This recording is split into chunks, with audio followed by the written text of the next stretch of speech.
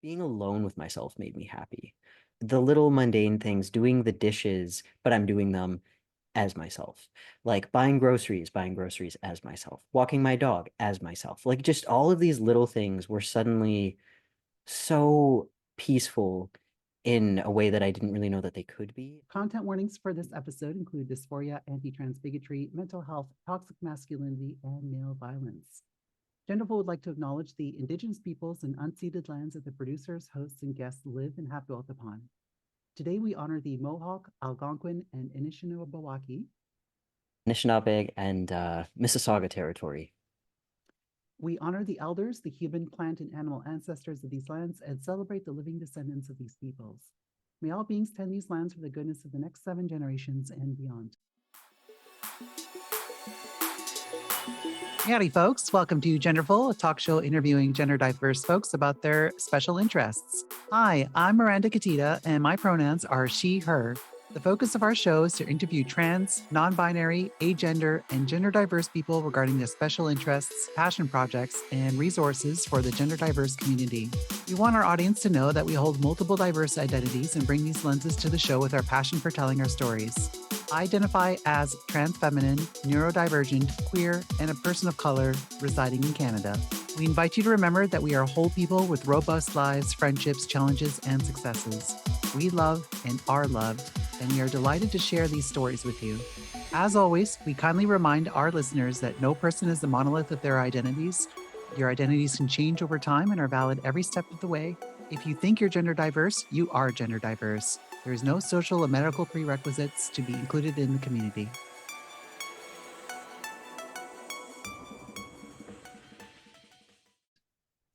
Welcome to Genderful Podcast, a show interviewing gender diverse people about their special interests.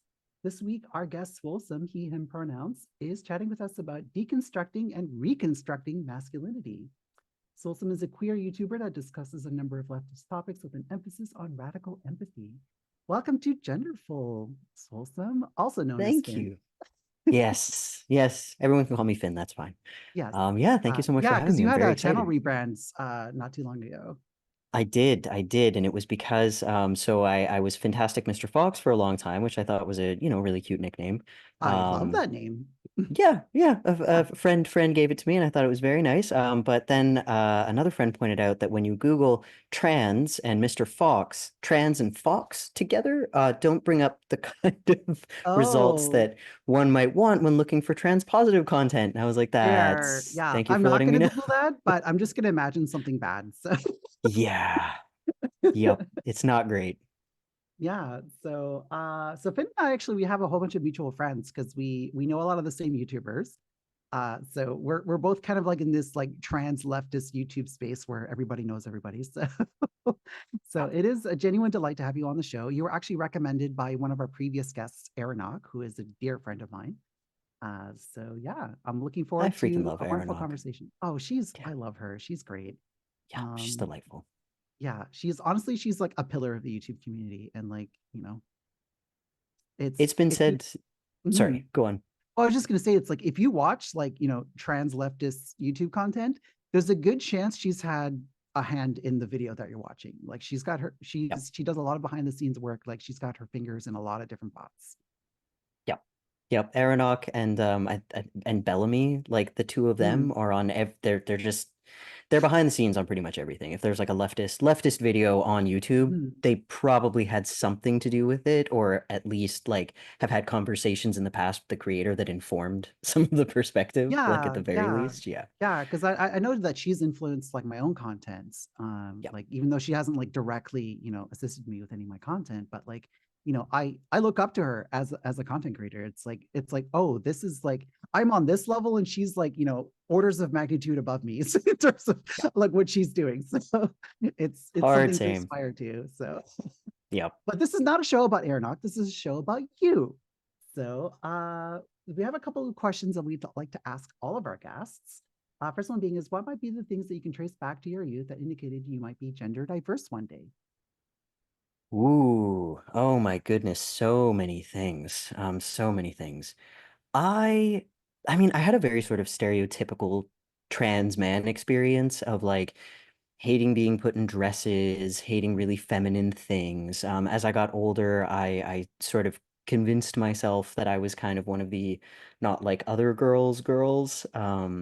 But it turns out that I was a man, so that was very much true, but not for the reasons I originally thought.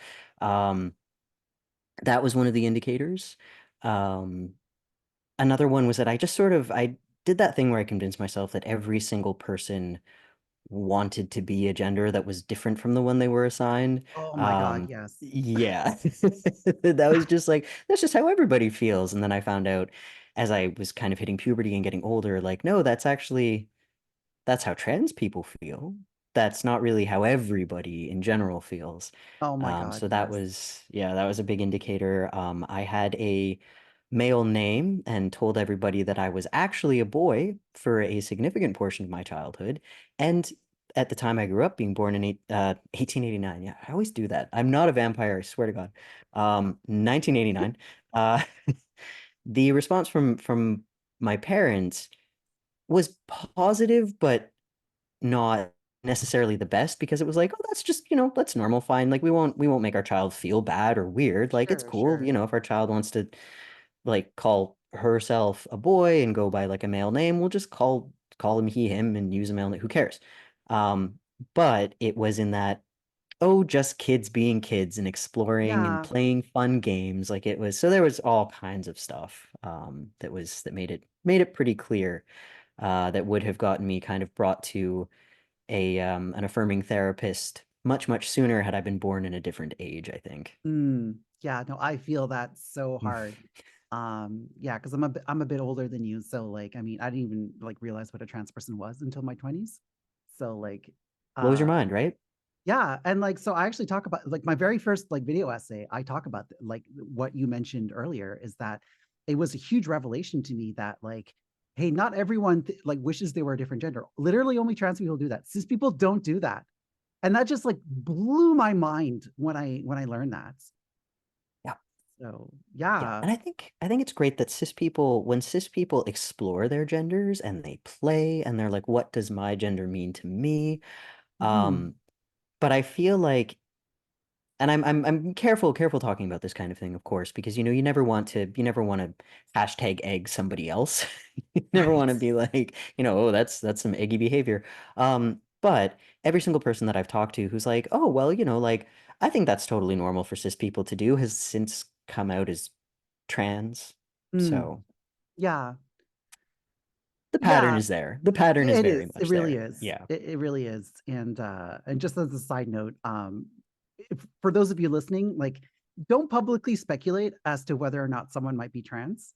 Because I know of some people where that people did that and it was pretty harmful for them. And you know, it's okay to speculate, but just keep it to yourself. Don't, you Yeah. know. And you can always like if you see a friend that you think might be struggling, you can always, as especially if you're an openly trans person, send them a private message and say, Mhm. "Hey, I just need you to know if you ever have any questions or want to talk about anything, I'm here." And just Yeah. give it to them. Give it to them and Yeah. let them Yeah. decide if they would like to Yeah. It's discuss it. important that like everyone like leads their own transition. Yes. So yeah. So our next question is how has your relationship to gender evolved over time? Ooh, that's a good one. A lot. It's I don't even that's one of those questions that it's like I'm very excited that you asked it, but it's like, oh wow, all of the evolutions in my head right now. Oh Like it's yeah. just, well, there's so many different things. So many different things have happened. Mhm. Um, it definitely it my relationship with gender, my own gender specifically, has obviously gotten a lot more healthy. As I Mhm. sort of claimed my body as something that is more comfortable for me to live in, my relationship with my gender changed quite a bit. I definitely started off sort of restricting myself, like must be this masculine because I was Mm, very concerned with being like cis passing and all of that. I don't want to call it nonsense. I get that it's important to some people, but it's nonsense to me now. Uh, right. I'll put it that way.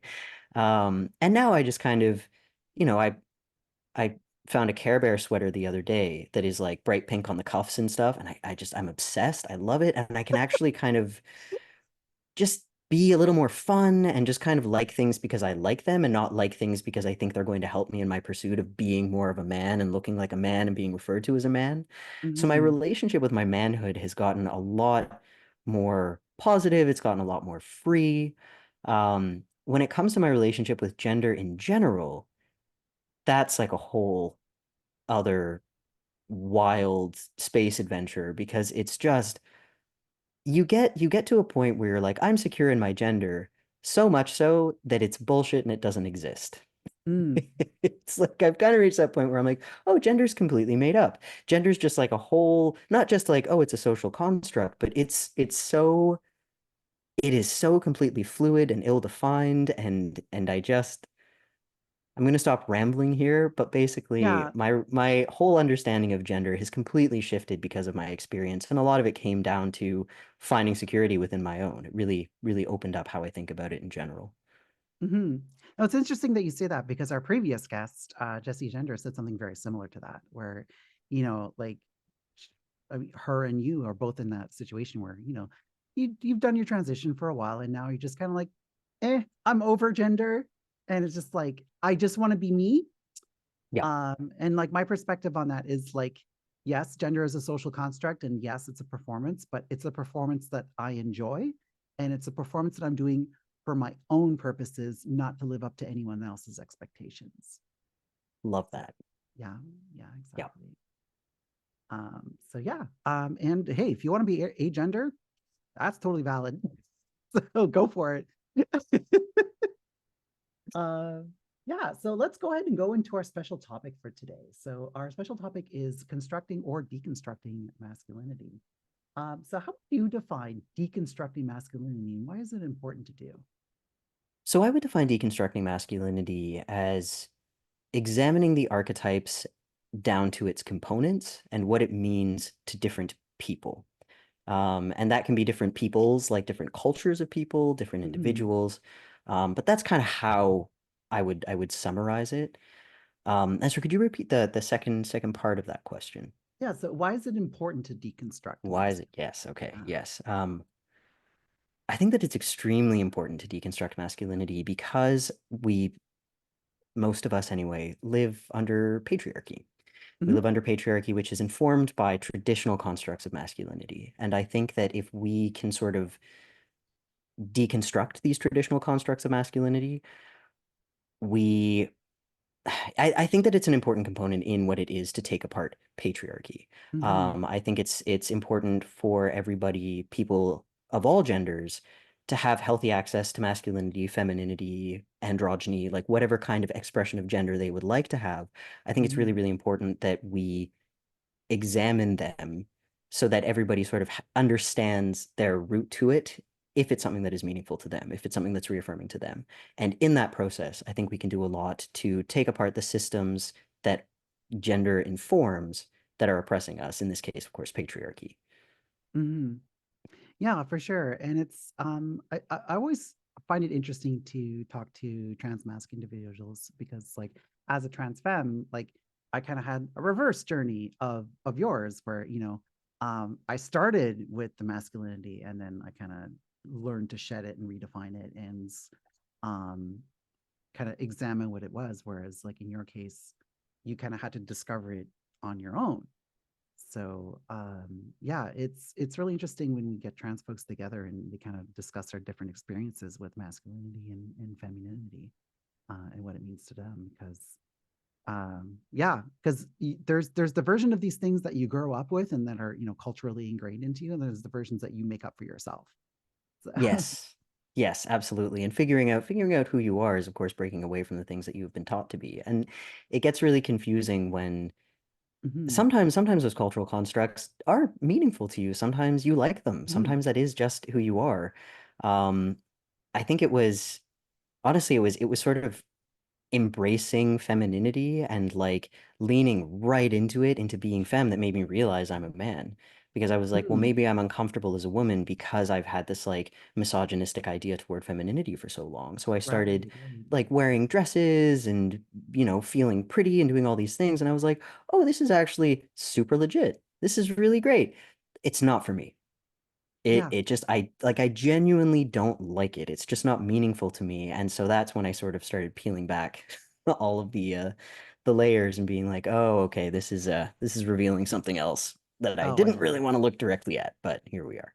Yeah. No, that's like a reverse image of like what a lot of trans femmes go through is they go through like a hyper masculine phase. And like I absolutely did. Like, I was, if you look at old pictures of me, like I look completely different. And it's like, um, yeah, you kind of have to explore the extreme ends of both to kind of figure out like where you lie on that spectrum. Yep. Um, Absolutely. I've heard the mhm. term denial beard before Oh from yeah, I trans had a fans. denial Like, beard. yeah. Yes. Yep. Pretty much Yep. every trans femme that I know had a denial beard at that point in their lives. Oh yeah.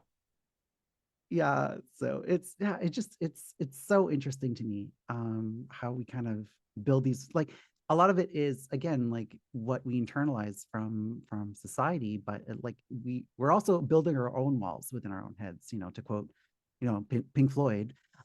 um that's but yeah, like I laid that first brick of the wall, Yep. and it wasn't just me, but like that's wall that you build in your head, and it takes a long time to break that wall down. So Oh yes. some of us take longer than others. So Yep. Absolutely. um, Absolutely. Some of us need to face mhm, judgment by the worm for sure. mhm. So what led to your interest in this sort of constructing or deconstructing masculinity? We So kind what of led to my already went over interest? a little bit, but I Yeah, just want yeah. to pull on that thread a little bit more. Well, a lot of what we just talked about, of course. When I sort of went through the process of deconstructing my own identity and then having to build it up again as a trans person, it occurred to me sort of just what one of the things that we touched on briefly before, that a lot of the ills in society come from the fact that cis people don't do that. Trans people, of course, have a lot more incentive to. We have to, kind of face the gender we're assigned. In some cases, slay it like a beast, and then come back and rebuild a new one. Mhm.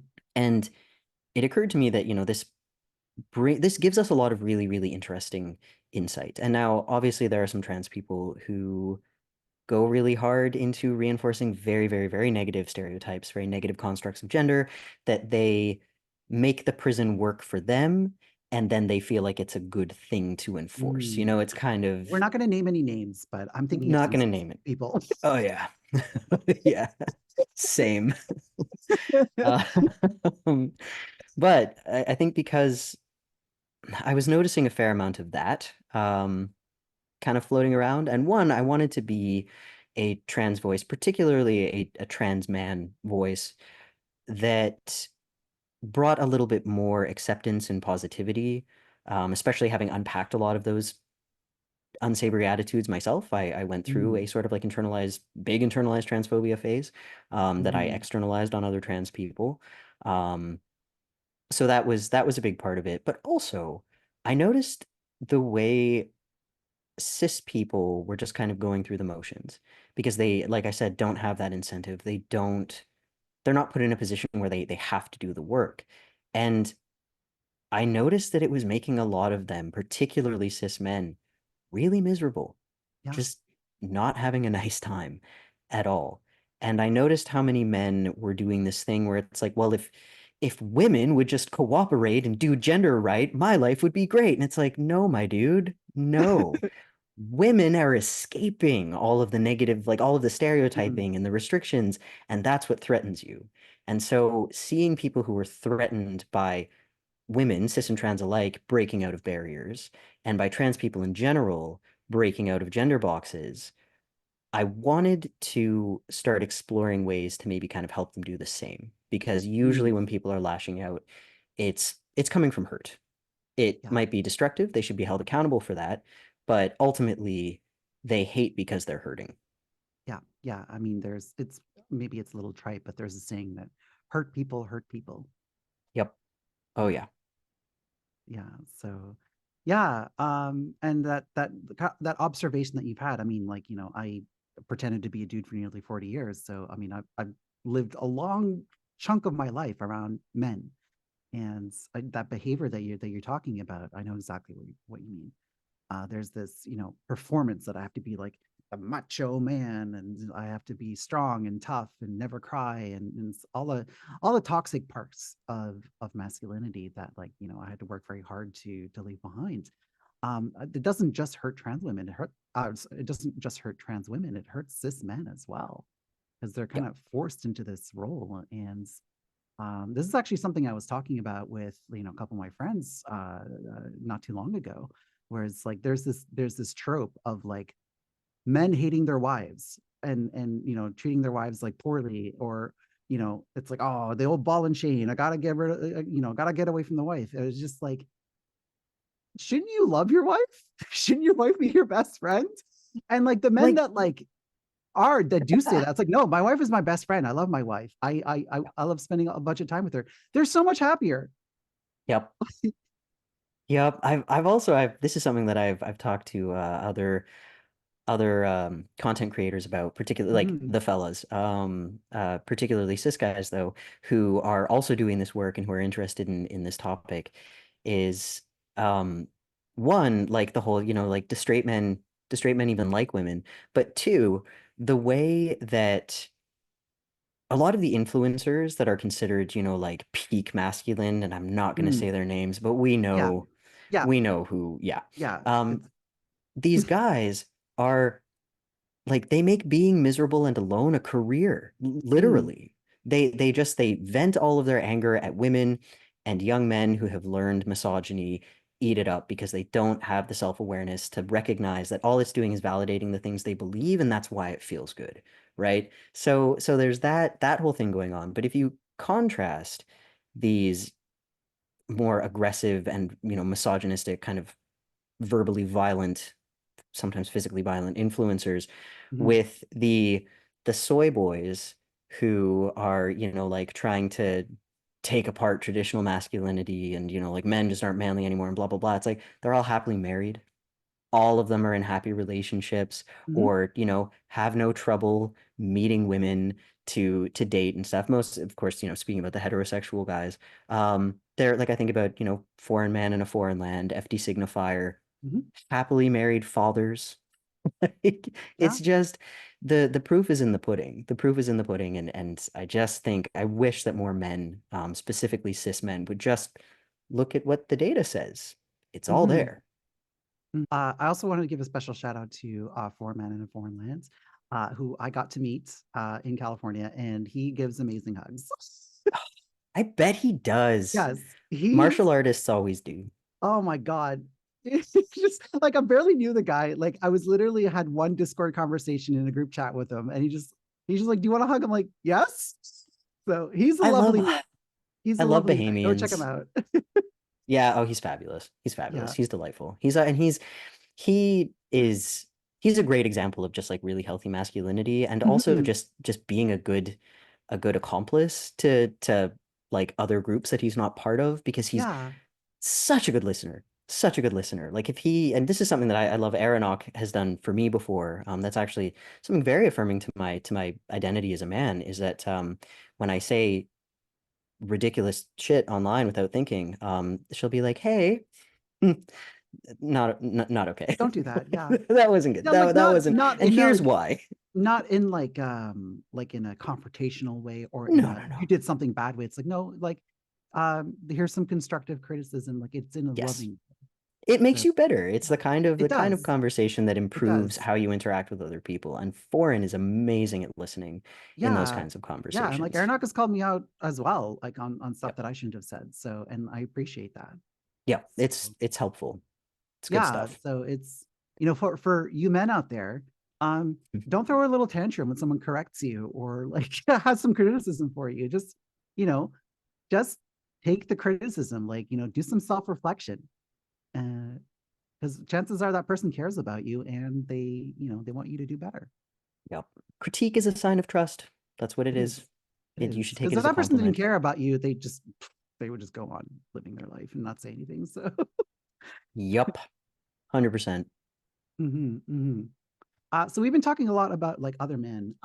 Now since you haven't, presented as a man your whole life, you kind of had to introduce yourself to the world of men. Um, how how have you been successful in connecting with other men, and particularly in this effort of deconstructing masculinity? So I think to be like kind of perfectly candid on this one, I think I do recognize that a lot of it is that I'm quite palatable to other men in Mm, many ways. In sort of a combined way, one, I am physically muscular. So I embody a lot of sort of traditional masculine archetype things that other men are told to admire, that other men learn gives another guy a sense of authority in topics of manhood.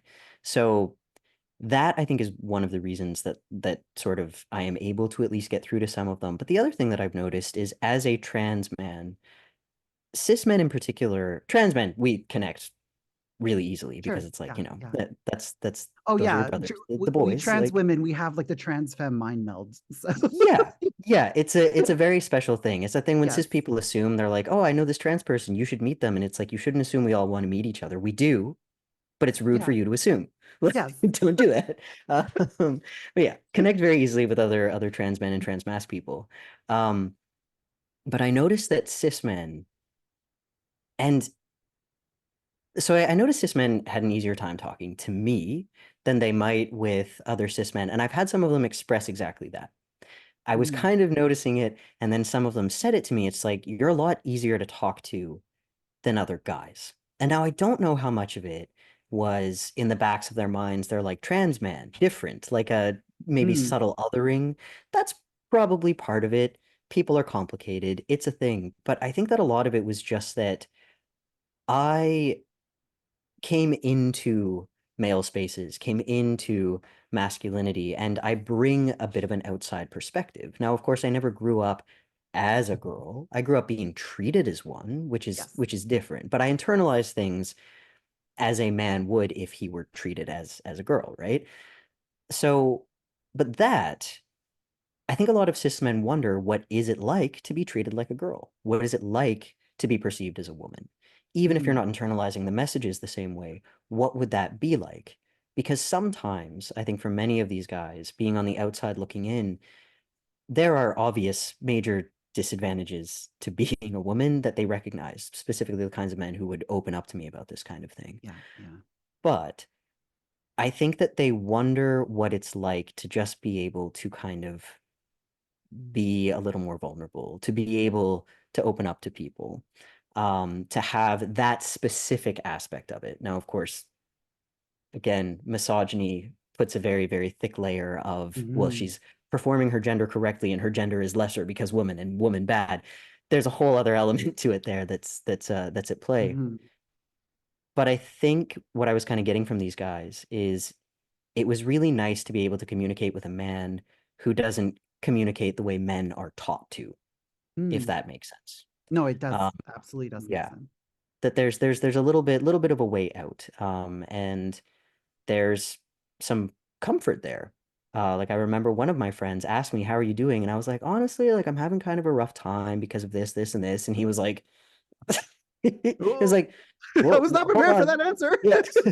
Like you're supposed to say, "Yeah, all good, man," and like he was joking. He was joking. Yeah. Yeah. But from that interaction down the line, he started opening up to me Mm. because it was just that, like, it wasn't something that I was trying to do. It was just something that naturally came to me, like, oh, you asked how I am. Well, here's how I am, honestly. Hmm. And, it's not typically what you get from one of your male friends. And then a couple weeks later, here he is coming to me and like kind of opening up to me about stuff, which is something he'd never done before, even like back when I was like presenting as a woman, because I knew him beforehand, right? So yeah, I'm rambling again, but No, no, no. but like Please feel free to ramble. But yeah, no, everything you're saying is incredibly relatable for me because, like I said, I spent a lot of time in male spaces, and particularly in like my teenage and early adult years. Like, there's a lot of male spaces where like you could not be vulnerable or you could not open up because you would yeah, be seen as weak, or you would like literally you would face physical violence in some yeah, cases.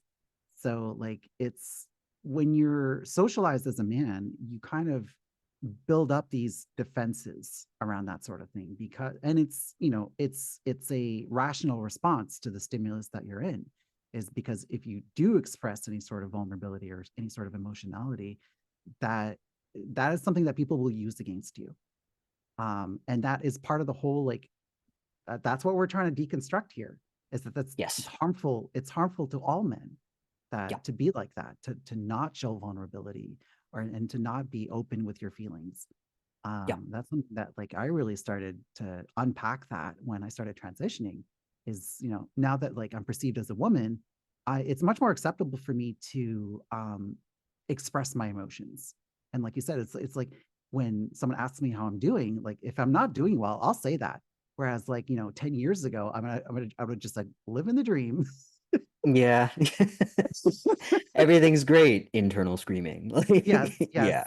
Yeah. I was very fond of the saying, live in the dream, one nightmare at a time. Oh no, I like that, which means I want to say it, but I never want to say it sincerely. Oh my God. uh, but yeah, it's like, as you were saying before, you're coming into this masculinity as an outsider. So you're Mhm. free of all that, like, excess baggage that's that, people who grew up as men, like, that they had to learn, or they had to, like, internalize or whatnot. So You you're able just to take, sorry, go sorry, ahead. sorry. Oh no, No, just you said I was something just there gonna that finish just my like, thought saying yeah, that, like, yeah. yeah, that, like, now I've lost it. I'm Oh, I'm so sorry. I'm sorry. it's like, um yeah, so you're able to take, the best parts, and not take the not so great parts that are kind of like the problem with, toxic masculinity and stuff like that. So Yes. I'm very sorry for interrupting you. That's like ADHD cardinal no, sin. no, no, no, it's fine. You're the guest. You're allowed to talk. I mean, still, I want to hear about you too.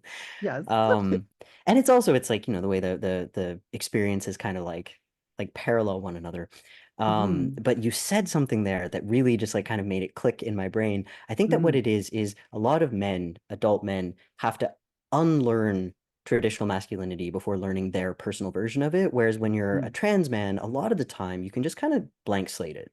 And I Hmm. think that that's where the appeal is. And now I've met plenty of trans men who their version of masculinity is to perform as traditional patriarchal manhood as they can.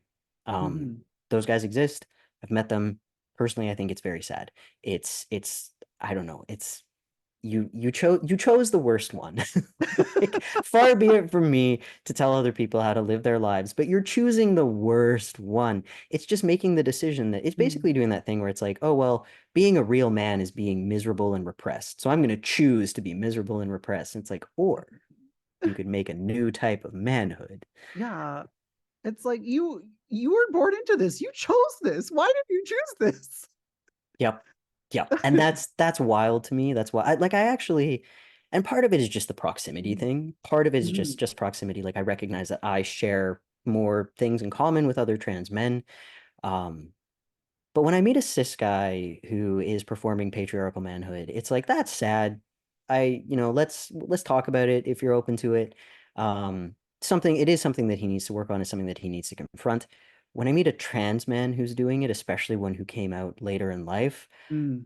I kind of have there's this disappointment in addition, right? It's like, "Ah, Yeah. you should know better. You should know better. You Yeah. got here afterwards, like, and that's probably like a me thing that I need to work on as well, but it's sad. It's disappointing because I think that being trans is not being man light. It's not needing to work harder to be perceived as a man. It is starting with a blank canvas of what your maleness and manhood can look like. And Mhm. that's Mhm. that's that's a gift. That's not something to overcome. That's a really, really, really great opportunity to Oh have, yeah. especially when you consider what manhood typically is in the global north, particularly. Mhm. Yeah, definitely. And, like, by the same token, it's like you don't know where they are in their transition. So it's just like, it's Yeah. because, like a lot of trans women go through, like, their hyper femme phase. So, like, I assume it's something similar with trans men, where they go through their hyper, like, macho, like, mask phase. So Yeah. they might be in that part of their journey, and they kind of, like, need to figure out like where to roll it back. So we go through I'm willing to cut people teenagers. a little bit of slack. Yeah, no, fair, very Yeah, fair. yeah, but yeah, the cis men that like fully buy into it, and it's like, I hang out with a lot of cis men because due to my hobbies are tend to be like male dominated, so I have a lot of like cis men friends, and for the most part they're great, but it's just like I can come at this from the perspective of like, no, I lived that. So it's just like, you have nothing to say to me on this topic. Like, it's like I lived that. I know what you're going through, and I know you can do the work. So why aren't you? Yeah, we're I've made the joke before that I was like a double agent. I feel like for those of us, like for trans people who come out as adults, we're like we got the we were just deep undercover for a long time and Mm. have like now all of this sort of insider like mole knowledge Oh my about God. like It's like we're Manchurian candidates. Like we don't even realize we're double agents. At least that's how I felt. Because like I didn't realize I was trans until like my late 30s. So like and like before that, I was like, ooh, super deep denial. It's like, oh yeah, everybody wishes they were a girl, everybody's like has that feeling when they're brushing their teeth where they're like, this sure would be better if I was a woman for like no reason. Yeah, it's like, why am I so why am I so attracted to gender bender fiction? Why that's everybody likes that, right?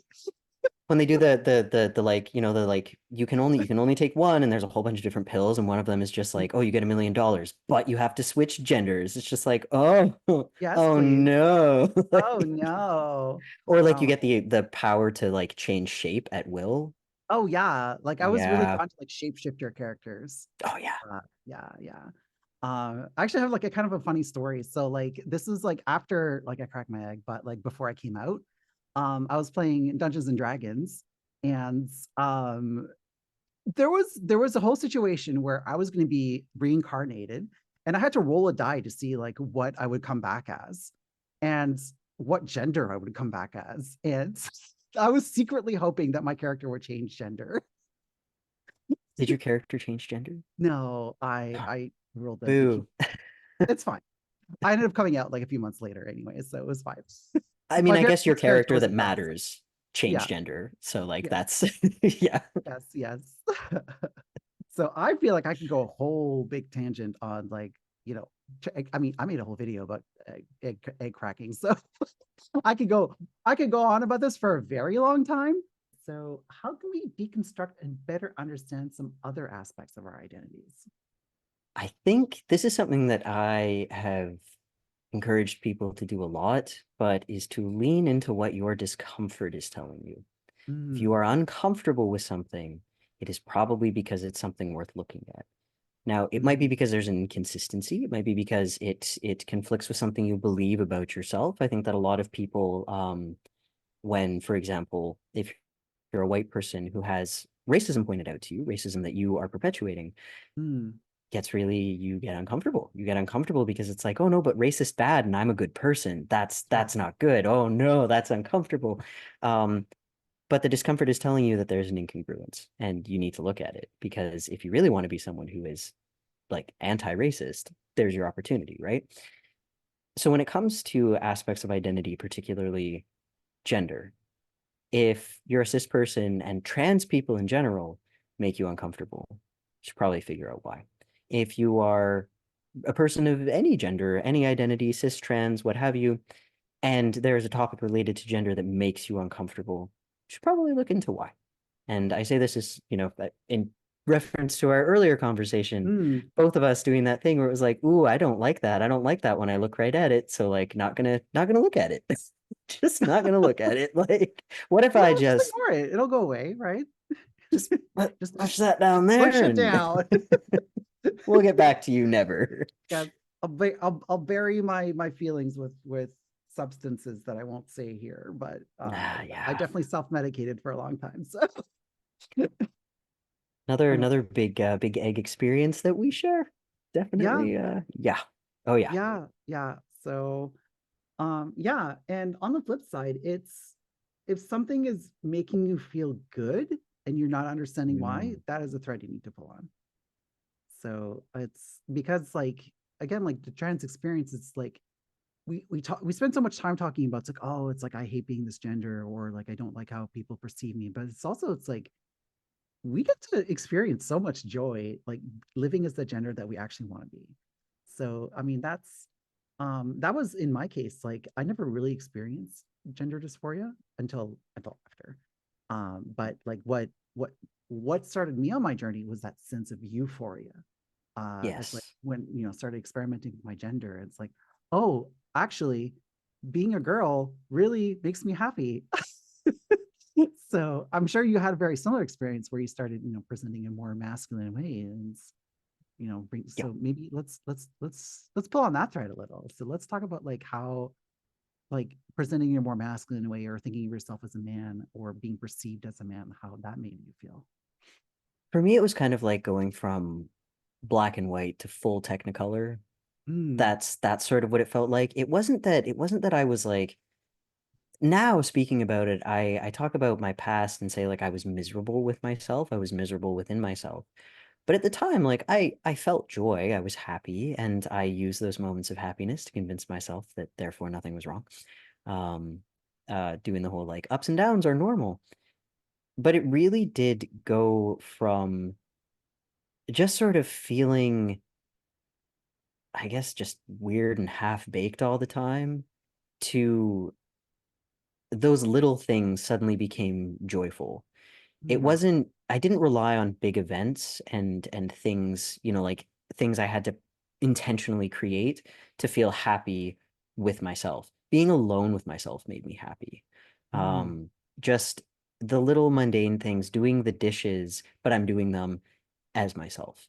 Like buying groceries as myself, walking my dog as myself. Like just all of these little things were suddenly so peaceful in a way that I didn't really know that they could be. And the analogy that I've used in the past was it's like taking off a really itchy sweater mm. and suddenly everything's just really, really comfortable. Suddenly everything feels correct.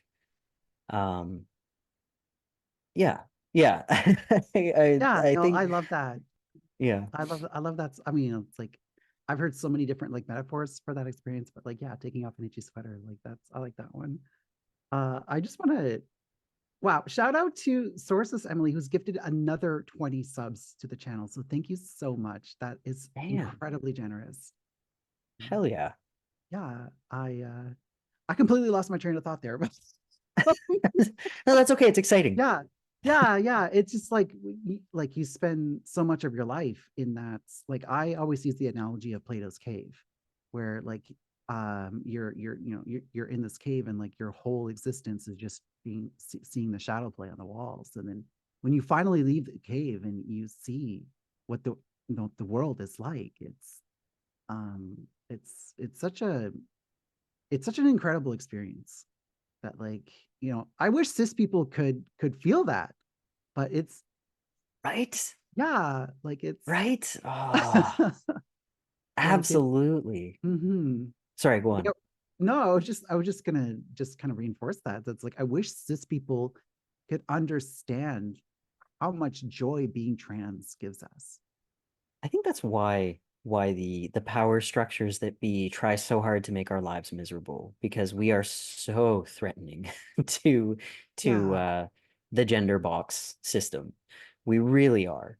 And we're not just threatening for breaking out of it and making their terms work for us. Again, not going to say any names.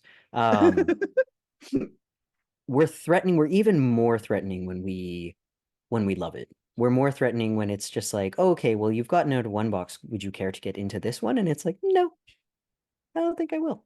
I No. don't think I'm going to do that. And this isn't to say that, like, as you know, because I'm very much like I've said before, like I'm a basic bro. I'm very much a man. I'm a man. Like, Yeah. like people have asked me, they're like, oh, what are your pronouns? Like he, they, and it's like, no, he, him. Like, just Yeah. very, very like straightforward, just a dude. Um, but Nothing wrong with that.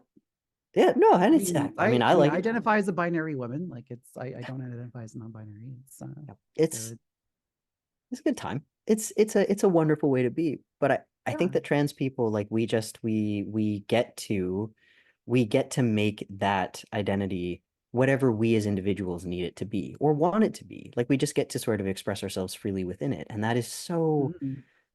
so threatening to people who have grown up under that oppressive system.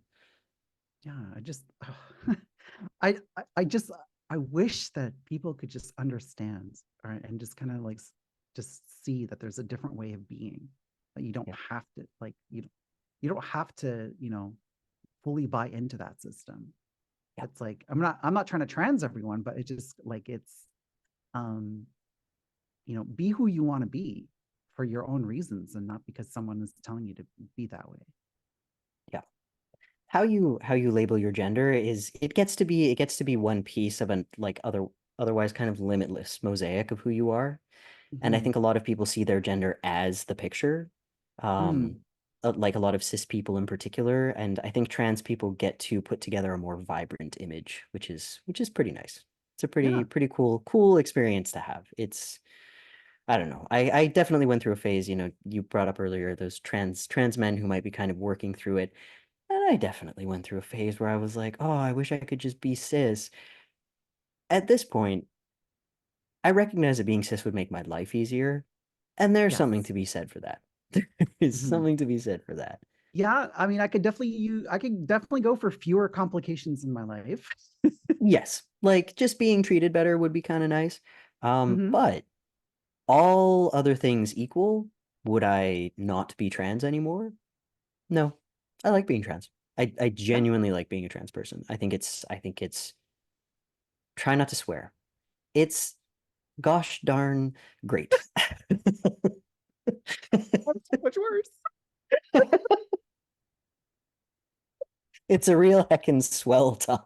Yeah, yeah. Like I mean, I fully agree with that. Like I really enjoy being trans. I mean, it's the part of it that I don't like is, there's so many like ding dongs out there that are trying to make our lives miserable. But Hmm. in the absence of that, I think being trans is absolutely wonderful. Yep. My only real regret is that I didn't transition earlier. Hard same. Yeah, yeah, Same. yeah. Feel that. So, and yeah, that's something that like, oh, I have a lot of baggage with that.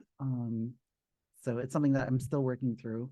And if those of you listening, if you've seen my most recent video, you know why, because that's something I talk about quite a lot in that video. So, but yeah, it's there's that saying, it's like, oh, you don't transition until you're ready. Well, it's like I wasn't ready because society didn't make me ready. So like it's not 100, it's not wholly a me problem.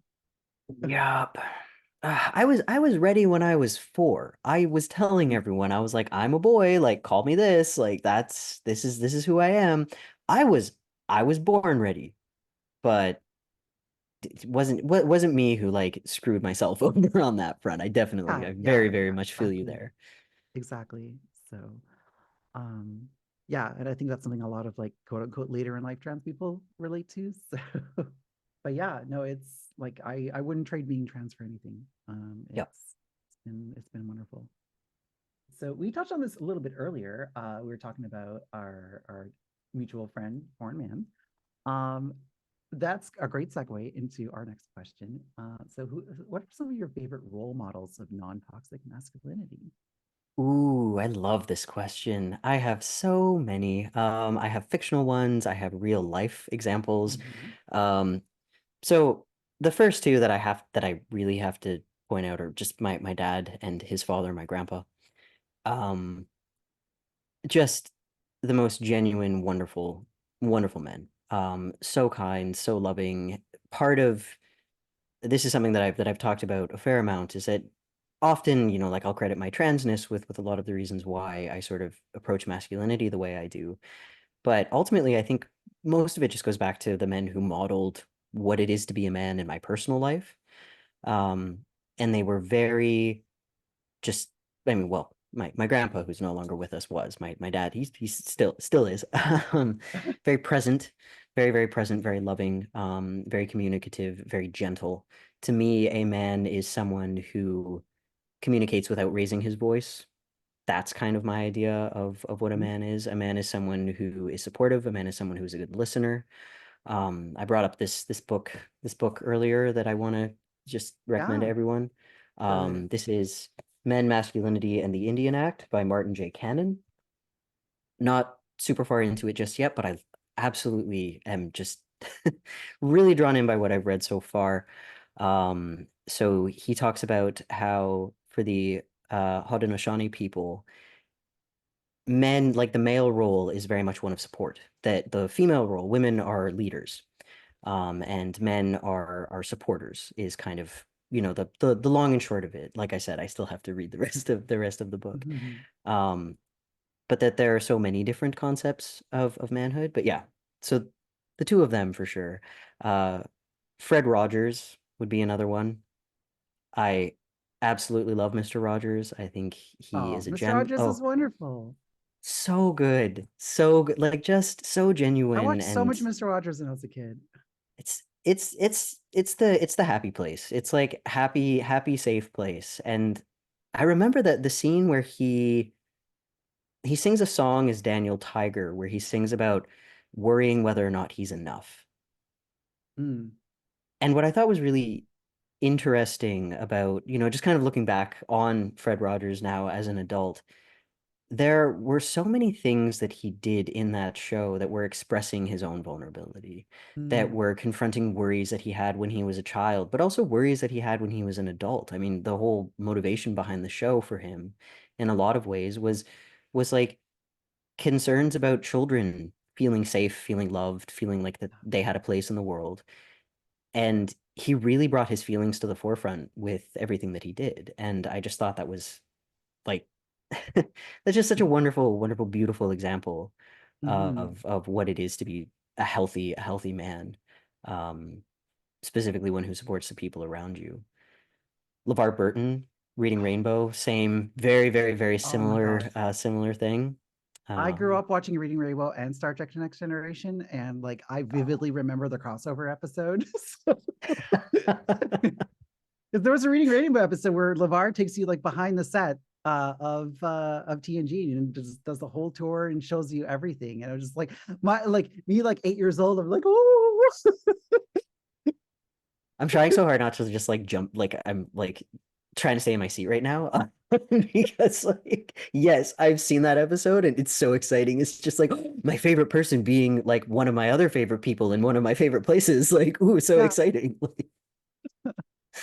Oh yes, he is a gem. Such a just wonderful man. I think the thread that I've noticed is it's men who kind of bring their communities together, men who really care about other Mm. people, who care for other people. Superman is one of Oh, the imaginary characters that is sort of a model of healthy manhood for me, someone that I really look up to. Nightwing is another one, oh yeah. and oh yeah, that's what this tattoo is. Like Oh I nice. yeah, I I have a friend who's love probably listening to this pod in the future that's you would probably love to talk to because he is a huge Nightwing fan. oh, hell If you're yeah. listening to this, hi. He named his first son Robin. Very nice. Very nice. I considered that name for myself, actually. I considered the name Robin, but one I had a friend named Robin at the time, and I was like, would it be I don't want to seem like I'm stealing his name. I don't know. Like Yeah, I overthought it. I overthought it. yeah, yeah. Um but yeah, the for anyone who knows that character knows that he's the glue of the Bat family, right? Like Hmm. so Batman in particular, this very like broody, antisocial, kind of loner, traditional masculine archetype. One of the things and yet he's got the most extensive, it's literally called the Bat family. Like, It is. It is. but he built up a whole Somehow he's family always around surrounded himself. by children. Yeah. It's fine, whatever. It's fine. Ah, oh, Bruce Wayne. Um, but the reason that I love Nightwing so much is he takes this kind of like broody universe and he brings a little bit of joy to it. And Hmm. that really stands out to me because I think that is sorry, there's dogs barking and resetting my brain right now. Oh, that's okay. Um, Take your time. the reason that really really stands out to me is because I think that what a healthy man brings to the world, certainly at the state that it's in right now, is it's someone who can challenge the archetypes, someone who can challenge the Hmm. negativity, the you know to lean into the Batman metaphor, the whole like the darkness, like the struggles, the pain, all of those things. Mhm, What is it to mhm, be a man who confronts that, who challenges it?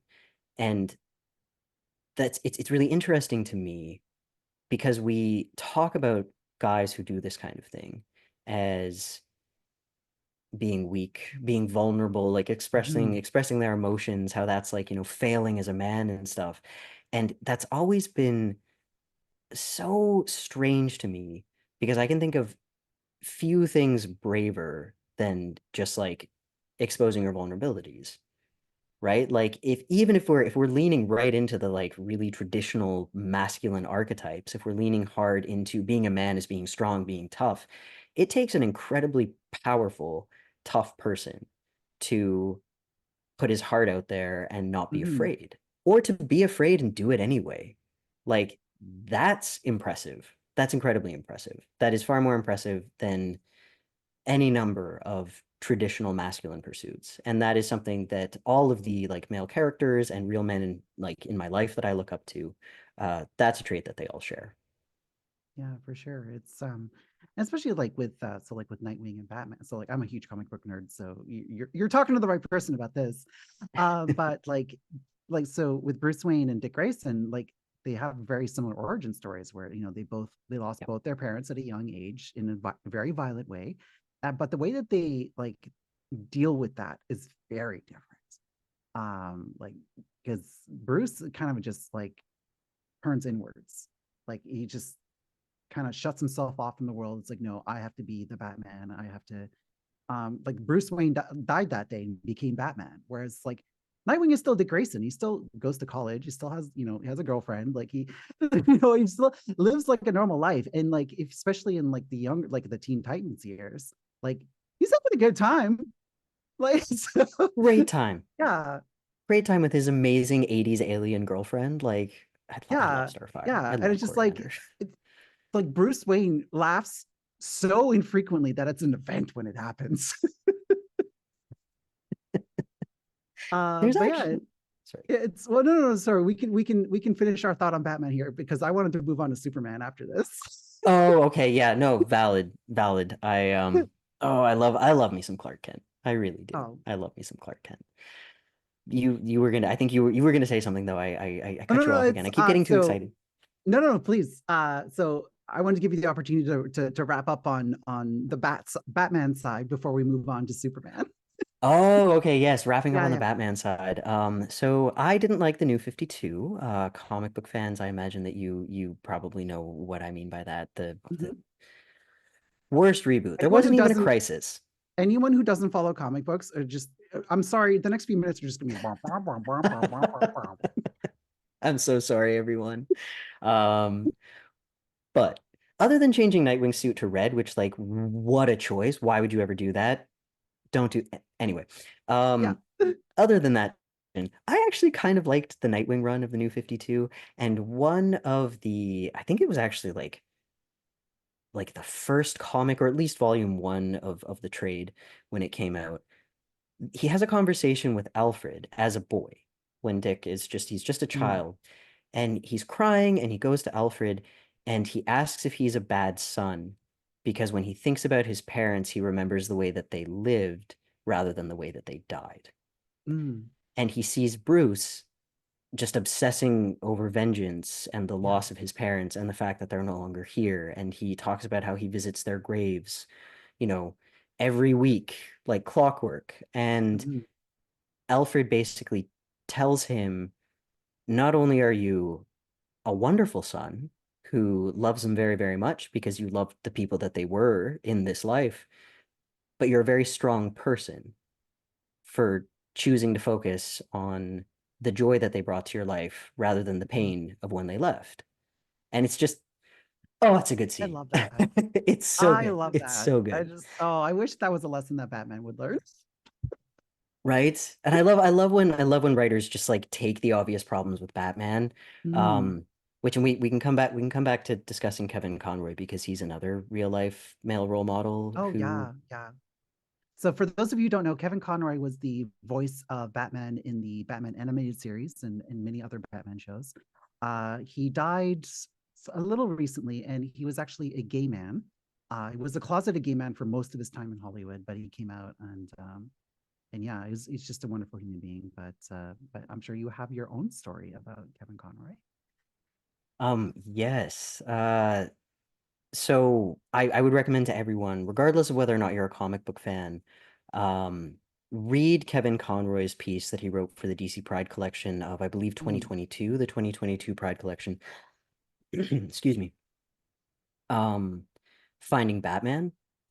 mm. So go read that. I have read that, and Especially, I want to second this recommendation. It's oh yeah, my god, it's fantastic. yeah, Yeah. brilliant.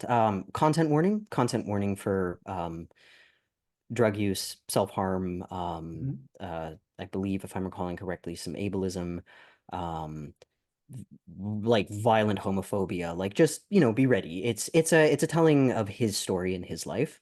And he was a gay man working in Hollywood in the 70s, and 80s. So, like, Yeah. just be prepared. Yeah. Um, but prior to this coming out, when I came out, a friend of mine um, surprised me with a cameo from Kevin Conroy. Just to Aw. wish me, yeah, just to wish me Kind of happy like a happy holidays, which birthday is or like, whatever. Yeah. yeah, Oh, yeah, and which is yeah. such a wonderful gift, like Oh my such a god. thoughtful gift. Bless her heart. I included it in my, I think, most recent video. I did a re-release of a video kind of discussing Batman I saw. as a, Yeah. I haven't watched it yet, yes. but I saw that you released it. Yeah. Yeah. So the cameo is in that. And I would recommend that, and not because it's like go watch my video, but I would recommend people go watch it, even if they just watch that part, just so that you can hear it in his words. But basically, she asked him to, just wish me happy holiday, and mention that I had just come out as trans. Um, and he, being not publicly out at that time, just went above and beyond in a really, really, really beautiful Oh, way. that's so sweet. Yeah, and said some really, like, I'm trying not to cry on stream, only because, like, my eyes will get red and I won't be able to see properly, not because, Oh, I watch it occasionally and I still cry. that's the only. So I mean, that's the only reason. You are welcome to share your emotions. I mean, oh boy, I've cried on Twitch so many times. yeah, but I get, like, I'm like way too ginger. I get, like, puffy and then I can't see properly Oh, and my eyes get blurry. So, like, yes, yes. that's my issue. That's your reason for not crying, not because of some, toxic masculinity bullshit. So Oh yeah, no, no, yeah. no. I will. I watch dog videos and I just have a good cry about it. Not even Oh sad yeah. ones. It's just like there's a dog being a dog and it's like, okay, well, yep, gonna cry about that. Mhm. Cry over Bluey. God, Bluey gets me every time. Oh my god. Yeah, that show. Bandit. There's a good male role model. Uh, but yeah, I highly recommend people go watch it, because Yeah. especially if you're a queer person, it will speak to you on a very, very, very real level. Mm, But he elaborated, like, I know it's a cameo, but he elaborated on in a more personal format mm. about what he details in the story, Finding Batman, and it was beautiful and it was very special, and I would love to hear people's thoughts on it, again, especially if you're queer. So Yeah, absolutely. yeah, So I wanted to circle back to Superman. Superman because I Yeah. love Superman, and I feel like a lot of people don't understand this character, because and like if you see like I don't think we've gotten a single good Superman movie, No. because people don't understand. People think that Superman is just him just punching monsters. Like no, that's not what this character is about. He's not the best superhero because he's the strongest. He's the best superhero because he's the most good. Yes. Oh, yes. Yes. So one of my favorite Superman stories is what's so funny about truth, justice, and the American way, and it kind of challenges his like never kill anyone policy, because there's this group of characters and they go around just killing like criminals and stuff like that. And I mean, not to spoil the story, you should still go read it. But like the resolution is not him beating them up; it's him convincing them that they're wrong. And I just, I could gush about Superman for forever. Like I love Oh, Superman. same. Can we do a podcast just us gushing about Yes. Superman? Because, like, Oh I'm my God. 100% on board with that. Coming soon, Finn and Miranda talk comic books. He is he's actually perfect, a perfect character to discuss in this conversation because he is the like ultimate traditional masculine archetype. He's so OP. He is incredibly overpowered. He could just crush everyone on the planet like insects if he wanted to, and he chooses not to. He is he's just and not even chooses not to like you are nothing to me. He in his heart does not want to hurt. Like it's just he Hmm. is just good. He is pure and wonderful. I can't remember who wrote Birthright. I don't know that one. Oh, you would like that one. You would like Yeah. that one. So a detail that was added in that that I thought was really, really clever that to me communicated. I bring it up because I think that this is one of those uh like collections that really understood Superman. Um he's vegan. He's vegan in Mm. this interpretation. And it's Oh yeah. specifically, yeah, like part of his Kryptonian powers are he can see life around things. He Hmm. can see like the life force around animals. And he sees what happens when it goes out and how this like beautiful, these colors brought into the world are suddenly gone. And he can't bring himself to contribute to that in any way.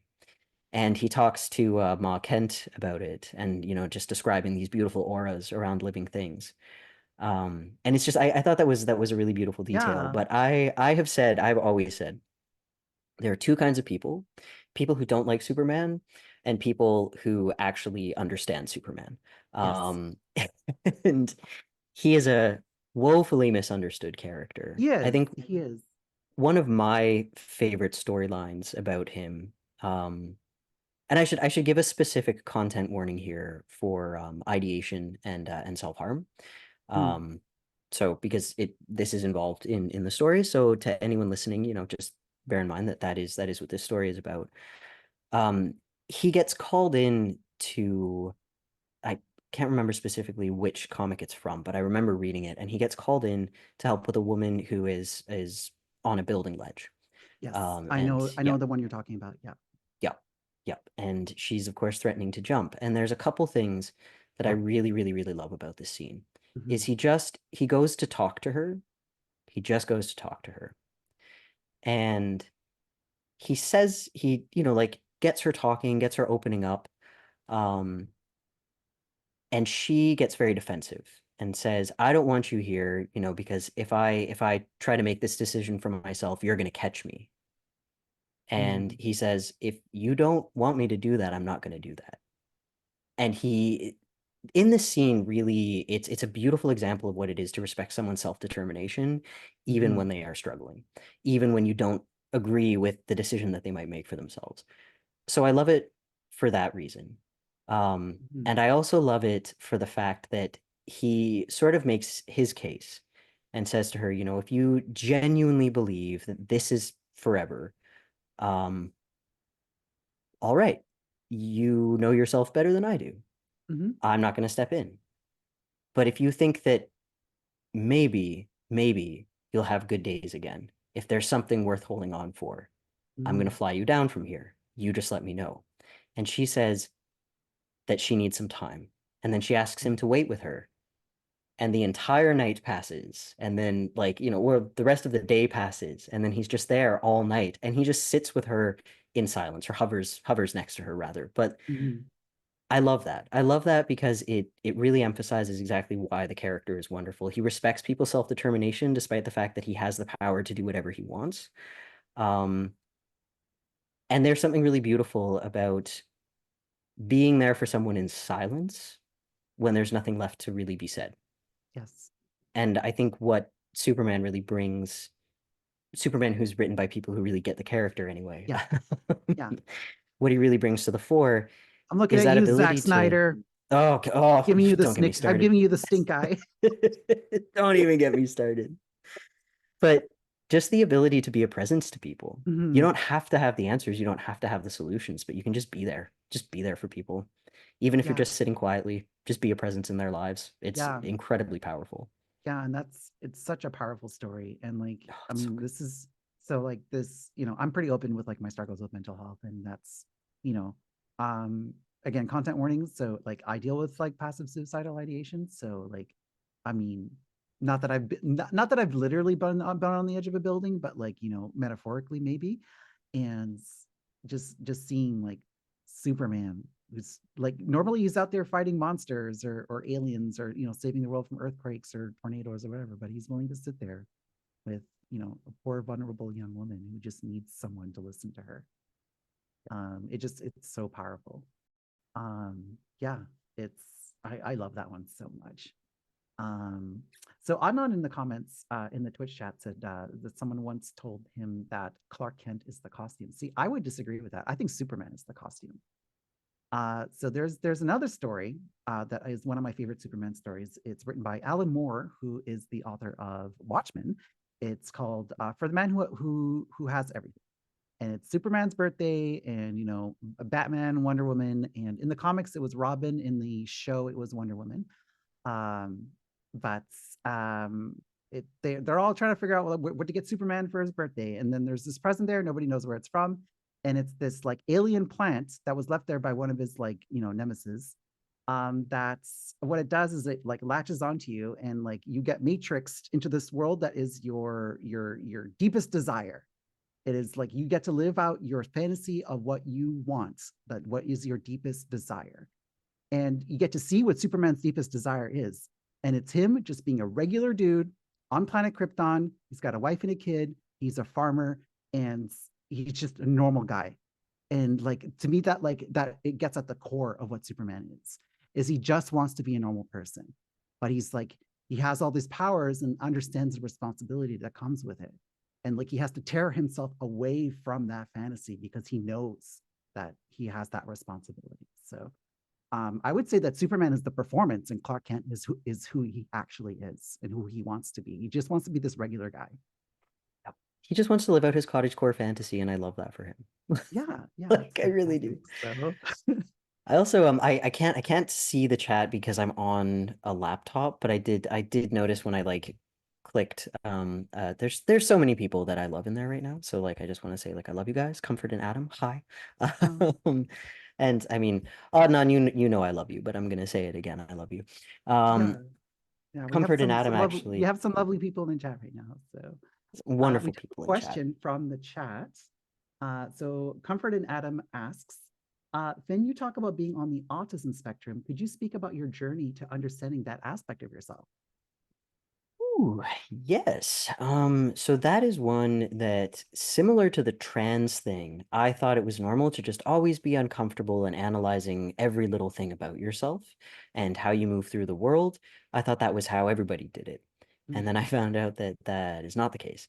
Coming out as trans is kind of like I had known beforehand like that I have ADHD. I'd had enough teachers be like, this child has ADHD for me to like put that one together.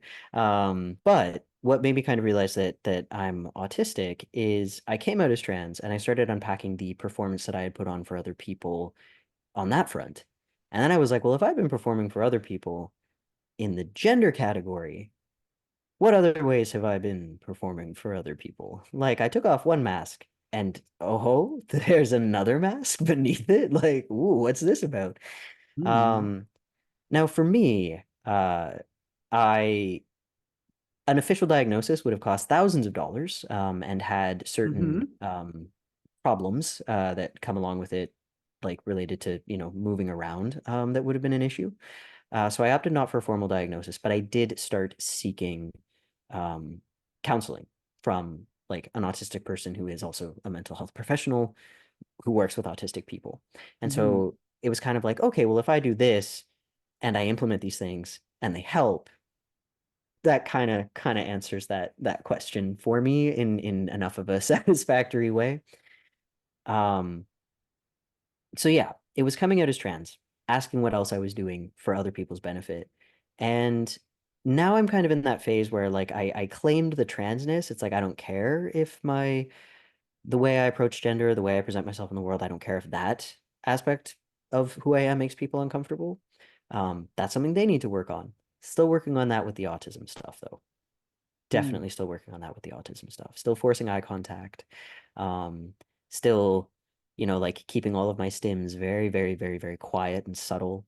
Like rather than like like moving my hands in ways that I would like to. I instead will chew the inside of my lip until it bleeds. So it's like Oh, it's a journey. Yeah, it's a yeah. Every journey. time I go to the dentist, they're like, wow, you have these marks on the inside of your cheeks. Like Yeah. literally like the Joker scar, I have that on the inside Oh because I chew the no. inside of my cheek when I'm nervous. Yes. I didn't even realize that it was a stim thing. When I was a kid, I used to Yeah. like chew the collars of my shirts apart. My mom was like, "Why stop eating your shirts, please?" I would chew them to pieces like a chipmunk, like just rip them apart. Hmm. Um, could benefit from some jewelry. I need to commit to that and actually get some of that. Yeah. Yeah. No, it's Um, oh my God. So like exactly what you said. Like, like I came into my transness. And then like after going through a couple of years of therapy, my therapist is like, I'm pretty sure you're autistic. And it just in hindsight, like just so many things made sense. Because it's just like, oh, like why do I behave and think differently from literally everyone I know? yeah, Yeah, like I yeah. literally like I literally had fantasies that I was actually an alien. One day my real parents from another planet would come and get me.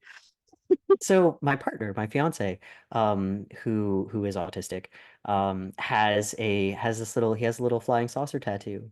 Huh? And he specifically got it because his sister used to tell him, whenever he was being his weird and wonderful self, she was like, "Yeah, you're an alien. You're an alien. You were left on our doorstep, and like your people are out there somewhere."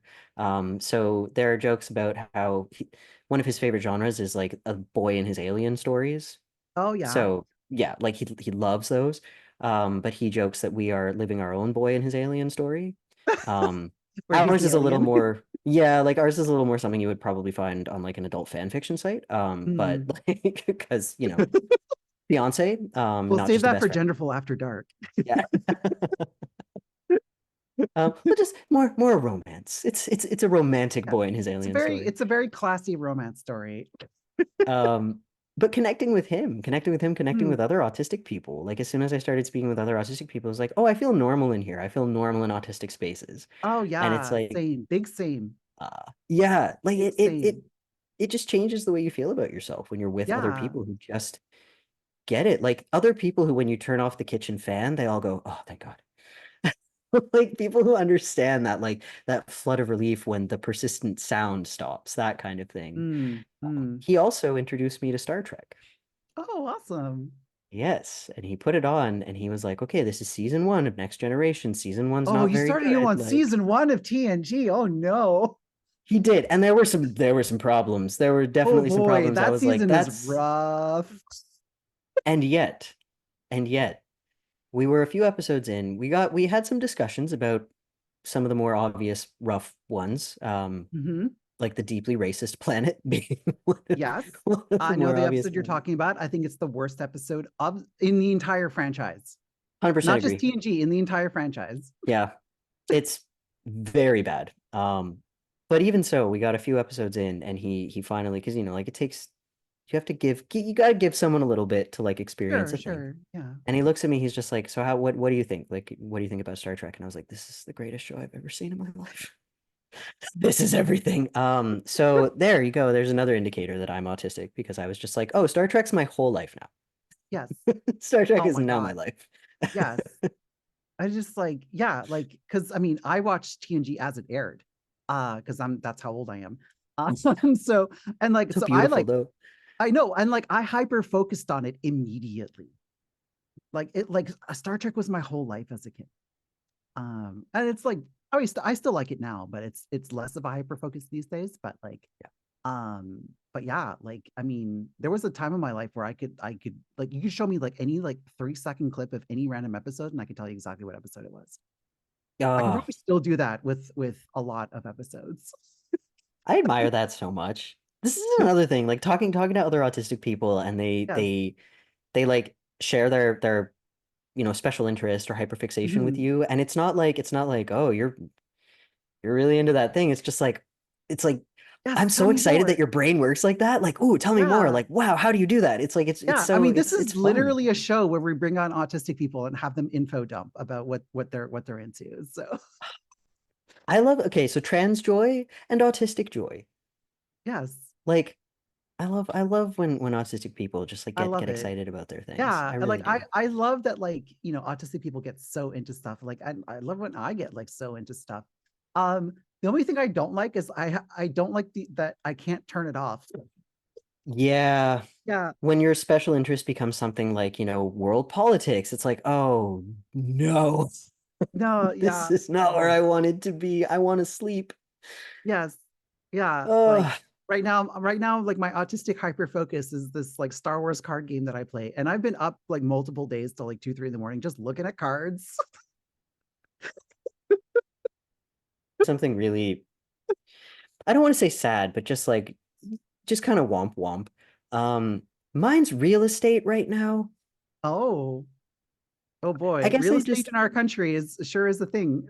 Yeah, I just love misery apparently because I'm Yes. like, ooh, I sure love looking at real estate listings as long as I don't look at the price or imagine myself ever being able to afford any of these. But Mm, I love, I don't know, maybe this is like a very gay autistic experience, bisexual, but still queer yes. autistic experience where I'm like, ooh, interior decorating, how fun. Like, that's the big one right Oh, now. yes. It's just I mean, obsessively looking at real estate. I it wasn't that long ago. I was also obsessively looking at real estate, but for very practical reasons. Because like I was trying to buy a condo in Toronto, which great Oh, decisions. rest in Um, peace. yes. And it's just like just out of reach for me because like my day job like pays me like quite well.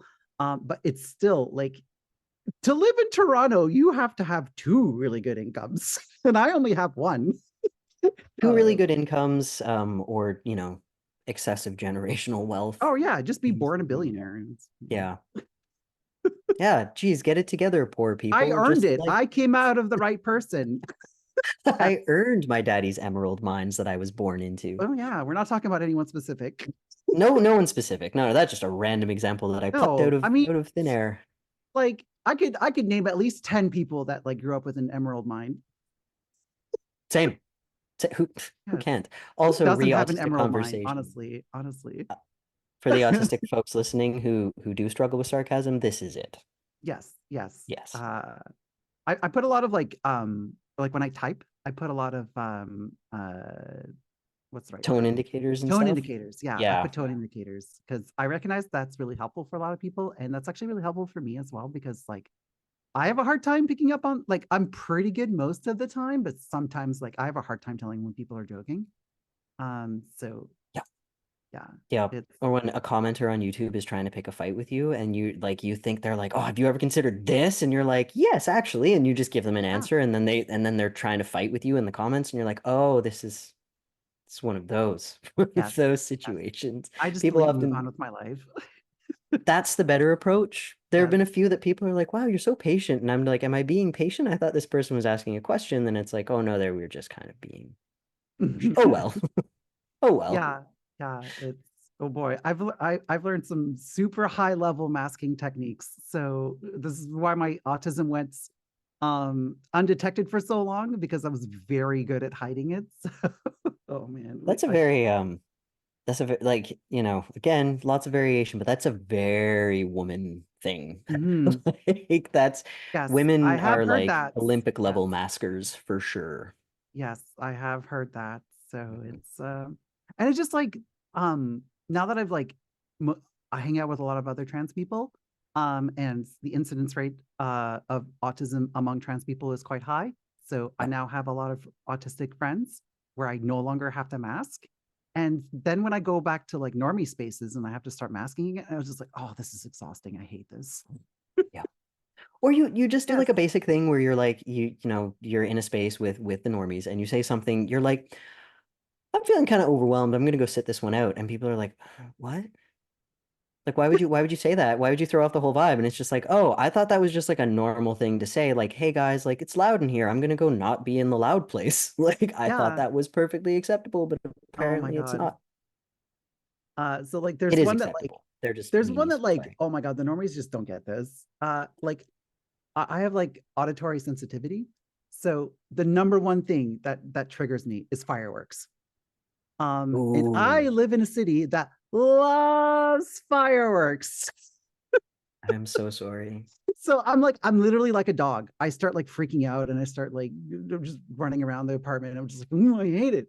Um, so and just like people are just like, oh my God, I love fireworks. It's so pretty and I love the colors. I'm like, no, I hate them. Stop with the fireworks.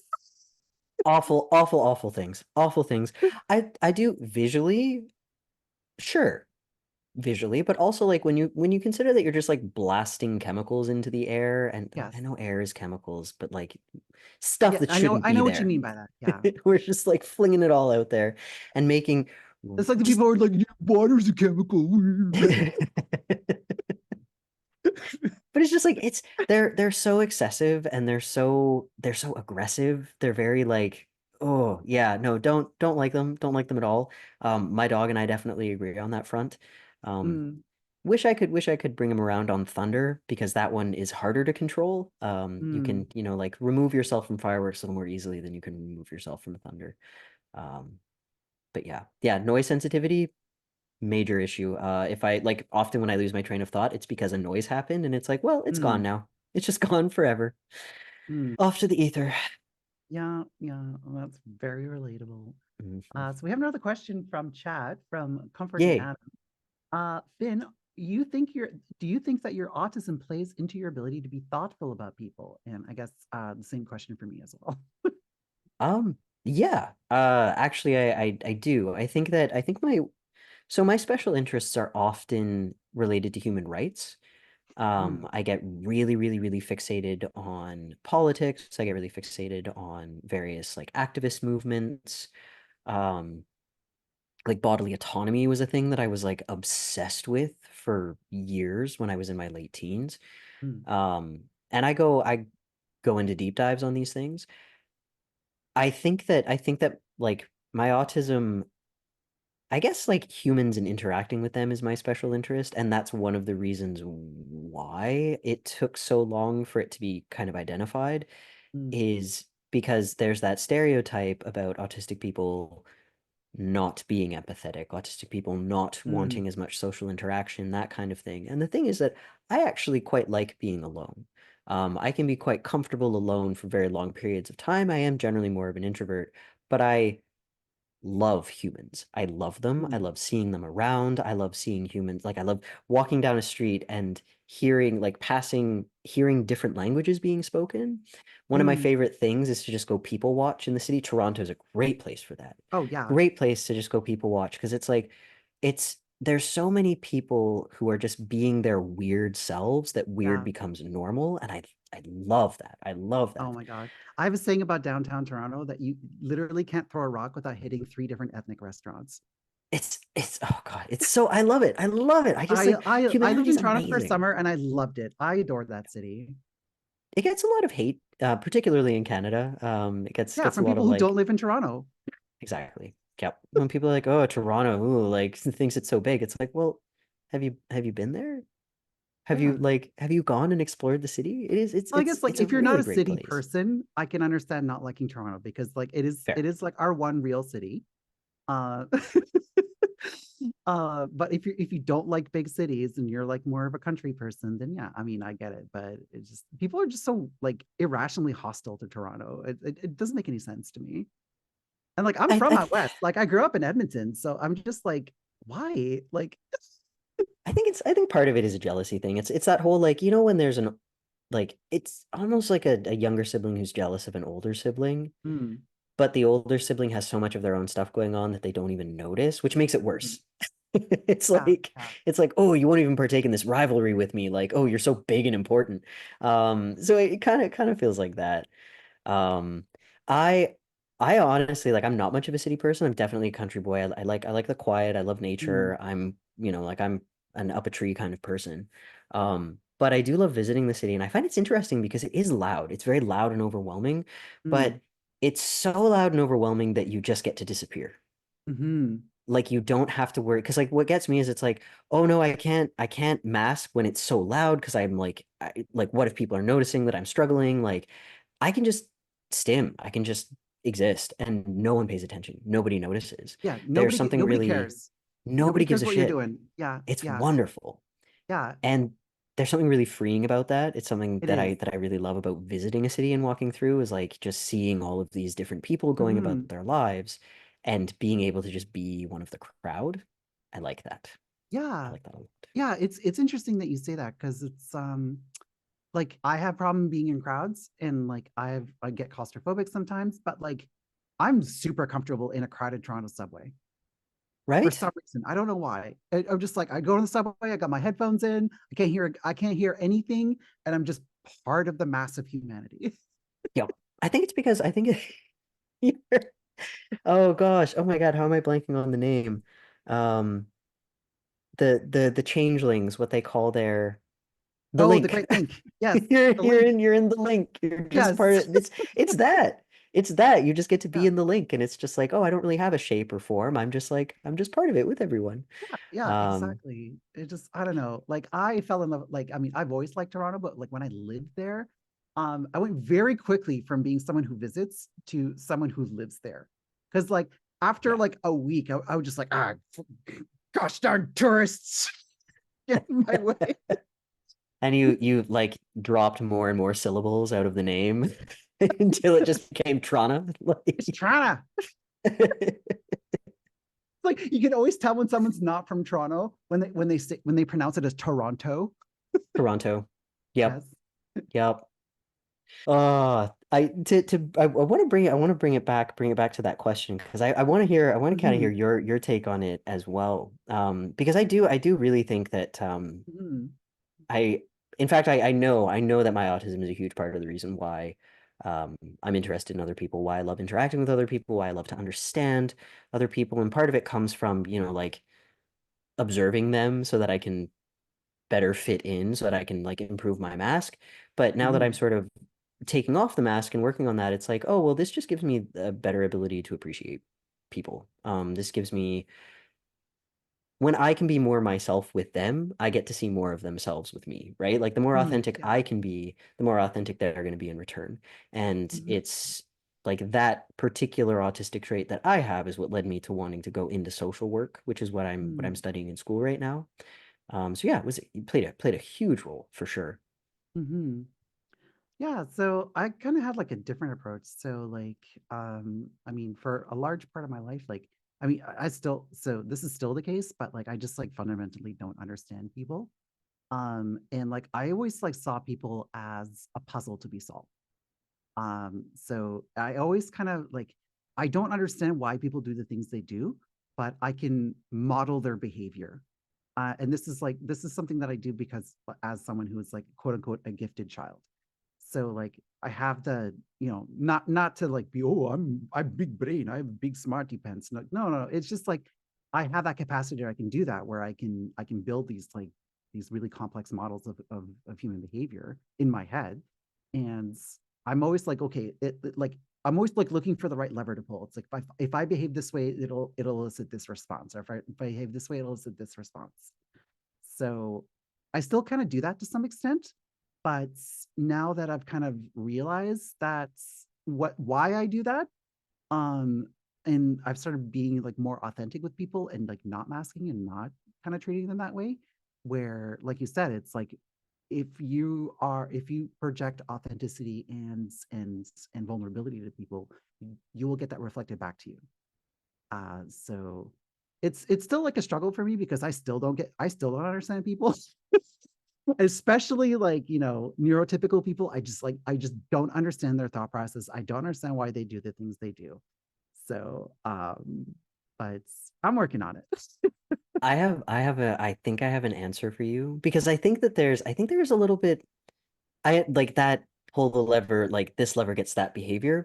Very relatable, very relatable. And again, Mhm. like breaking away from that and just kind of giving them, rather than trying to appeal to them, just giving them my authentic self. And then if they're like, well, I don't like that, then it's like, okay, well, then you're not for me, right? Like that's okay. We can be nice to each other and not interact, like that's fine. Um, but oh no, I went and I lost it. There was something, Mm. um, oh, that you don't understand neurotypical people. Neurotypical people don't understand neurotypical people. And I think Sure. that's part of it. I think we want to know. We want to get it. We want to put the puzzle together, but they're like, just going through the motions. It's just like not practicing that self-awareness. They don't have that same drive to analyze and Mm, understand and create like a bigger, more fleshed out picture of what is going on.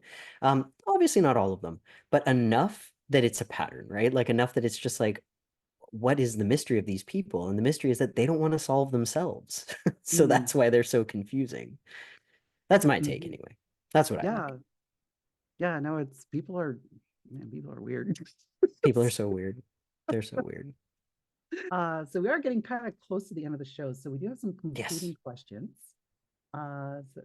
But before we get into those, is there anything that we missed about deconstructing masculinity that you'd like to make sure that you say? Um, I don't think so. I don't think so. I talk about it a lot on my channel, and I have more things coming in the future, more things planned that Ooh, kind of get into it a little exciting, bit more. Yeah. So I'd exciting. like to dig into it further, but we could go all day about that. So Yeah, yeah. awesome. So this next one is actually my favorite question. We kind of touched on this a little bit earlier, where a lot of the trans experience is framed around like our suffering and our pain. And I think it's far more important that we share our joy. So can you share an experience that you've had with gender euphoria? Ooh. It's funny. This is always a tough question for me because there's so many, and like I said before, it's one of those things where the just doing the mundane stuff is fun now. It's Mm, fun to do little chores and things just because I like my own company. And that is really interesting. But the other day I kind of had like a weird euphoria moment where I I realized I hadn't felt explicit gender euphoria in a while. mm, Um, and it was when I like I kind of looked up and I just saw myself in the mirror and I noticed things that I was like, oh yeah, I remember when like that trait first when I first kind of noticed that and it made me feel mm. really euphoric and this one and this one and this one. And I realized that I forgot to post my 5-year anniversary post where I do like kind of a Oh, trans timeline and a comparison. And so like back in May, but the euphoria was in the fact that I forgot. It was yeah. a fact that I just didn't remember. It was like because and when I was like, oh, I'm not like looking at all these little traits anymore, and it's like, well, because that's just what I'm used to seeing now.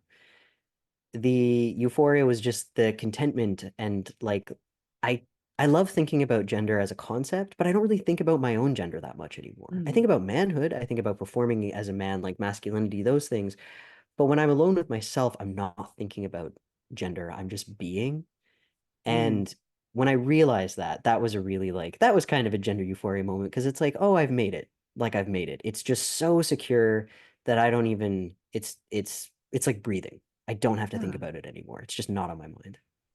Oh, I love that so much. Actually, our previous guest said something very similar to that. But no, I mean, it doesn't have to be these like big, ostentatious like moments of, I mean, just taking pleasure in the little things. I mean, Yeah. so many people take that for granted. And being able to just find joy in just being yourself is just, it's so powerful. Yeah. Uh, okay. And what would you like to make sure that folks know about your perspective on gender and non-binary, trans, and or gender diverse issues? Hmm. Well, two things. One, stuff is hard right now.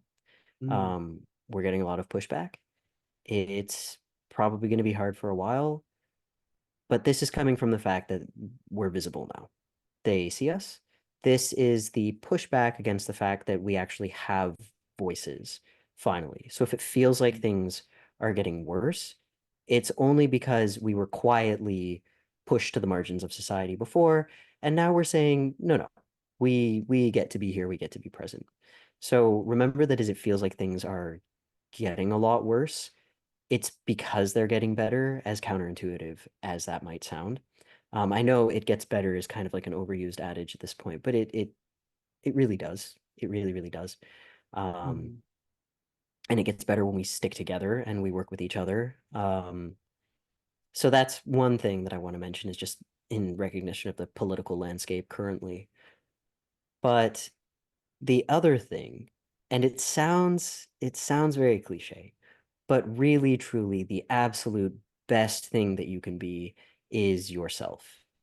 Mhm. if there is a type of gender performance that is appealing to you, I think that's, I mean, like, go for it. Go for it. That's great.